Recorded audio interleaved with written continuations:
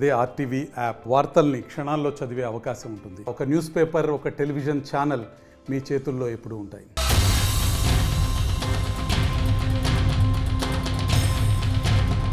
ప్రేమ పేరుతో మురిపించాడు, మొక్కలు మొక్కలుగా నరికి విసిరేశాడు.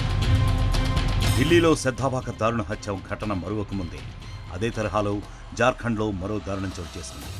తనను నమ్మి వచ్చిన యువతిని ఓ మానవ మృగం మొక్కలు మొక్కలుగా నరికి జంతువులకు మాంసంగా విసిరేసిన ఘటన సంచలనం సృష్టించింది.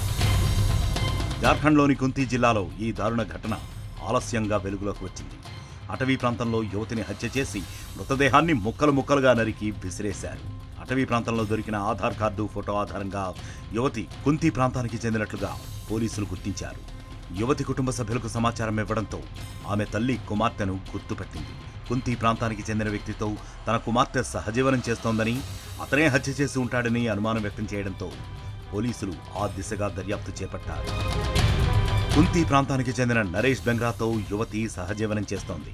2 ఏళ్ల క్రితం తమిళనాడుకు వెళ్లిన ఈ జంట అక్కడే చిన్న చిన్న పనులు చేస్తూ జీవనం సాగిస్తున్నారు.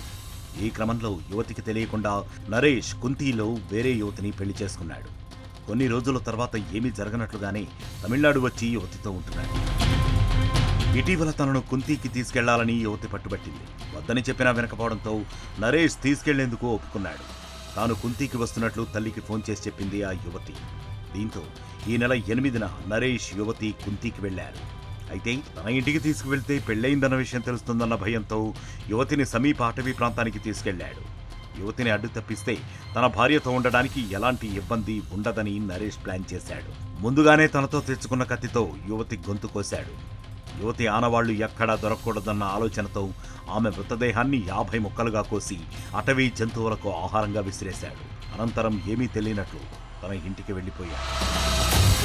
ఈ నెల 24న ఓ శునకం మృతురాలి శరీర భాగాలను తీసుకుని ఊర్లోకి వచ్చింది. అది చూసి భయపడిపోయిన గ్రామస్తులు వెంటనే పోలీసులకు సమాచారం ఇచ్చారు.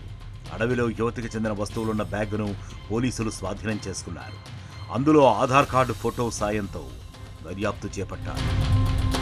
నరేష్ను అదుపులోకి తీసుకుని విచారించగా నిందితుడు నేరాన్ని అంగీకరించాడు. నిందితుడు తమిళనాడులోని మాంసం దుకాణంలో పనిచేస్తున్నాడని, మాంసాన్ని ముక్కలుగా నరకడంలో నరేష్ ఎక్స్పర్ట్ అని, అందుకే యువతి మృతదేహాన్ని కూడా 50 ముక్కలుగా నరికేశాడని పోలీసులు తెలిపారు.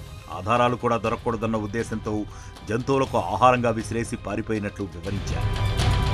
2022లో శ్రద్ధావాకర్ను ముక్కలు ముక్కలుగా నరికి విసిరేసిన ఘటన మరొక ముందే జార్ఖండ్ యువతి హత్య మరింత కలకలం రేపింది. ప్రేమ పేరుతో ఉన్మాదులు చేస్తున్న ఘాతుకాలకు అమాయకులు బలైపోతున్నారు.